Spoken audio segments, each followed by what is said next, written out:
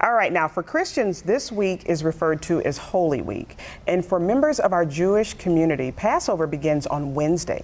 Passover is a major Jewish holiday that celebrates the biblical story of the Israelites' escape from slavery in Egypt. So joining us this morning is none other than the Rabbi. Sarah, good morning. Good morning. Okay, I have to start by asking, Rabbi, how are your daughters? Oh.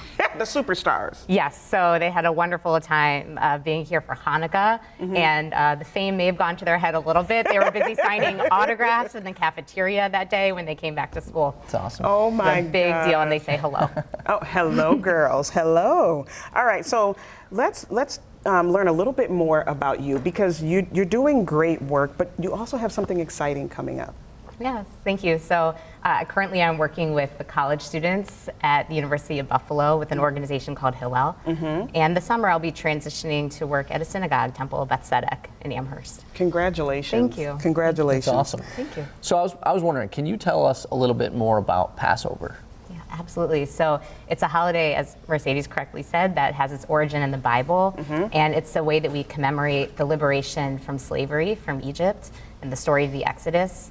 And it relates to themes today of ensuring that everybody is free, that freedom is a universal right. Yeah. So in these meals that you have, everything has meaning. Yes. Everything has meaning. So what did you bring for us today, and where would you like to start? Because we really want people to get everything that you brought in. Right. So the first thing to know is that there's an important rule during Passover, which is that we can't have any leavened bread or grain products or things like that. And so from the second that water and flour touch until it's baked, we only have 18 minutes. So it has to happen very quickly. And so all of our food is arranged around avoiding what we call chametz, which is a Hebrew word for leavened, leavened products.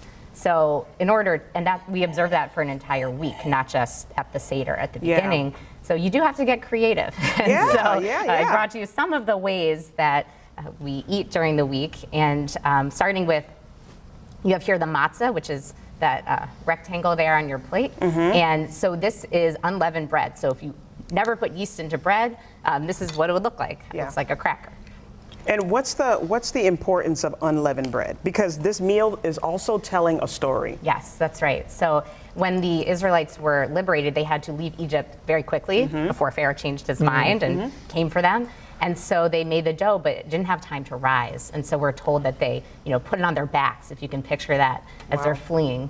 And so we are told to eat this for an entire week to remember that part. And it's a very humble food. And we think about slavery as, a humbling time, and reminds us even today to remain humble. Yeah.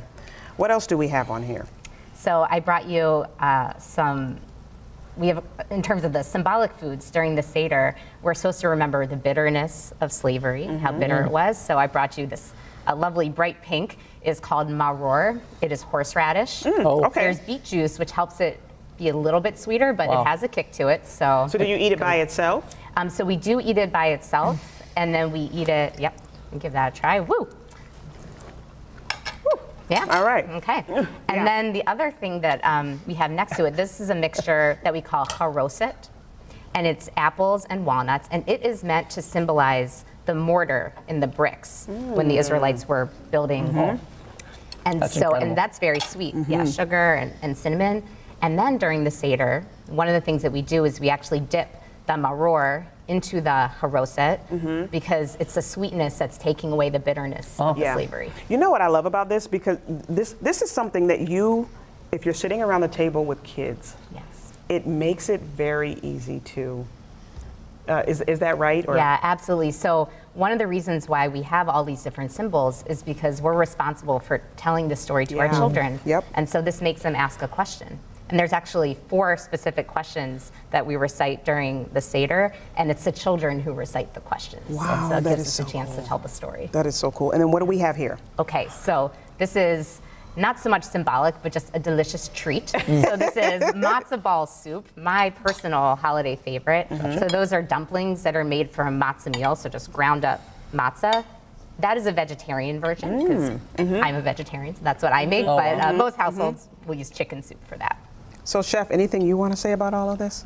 Well, as a pizza guy myself, I'm kind of looking at this one. Yes, yeah. I've been eyeing that up, really. As the week goes on and you've done all your best cooking for Yeah. the Seder, now it's like, well, now what do we eat? So Right. matzah Yeah. pizza is a staple. Oh, gotcha. And so this is just your tomato sauce, Awesome. your marinara, your cheese. You can do it toaster oven, microwave, depends how much time you have. You can put your favorite toppings on there. Yeah. Some Yeah. olives, something delicious, mushrooms. Rabbi Sarah, this is so amazing. Yeah. Thank you for actually Awesome. bringing this in so that we can demonstrate, or that, so that you can show everybody how you demonstrate Thanks for having never me. forgetting, right? It's about never forgetting right. and remaining humble, That's right. like you said, right? That's exactly right.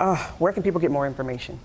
Oh, so the internet is full of not just Passover traditions, but also recipes. So if you like anything you see, Google's your best friend. Yes. Thank you, Rabbi Sarah. You're Thank you welcome. so much.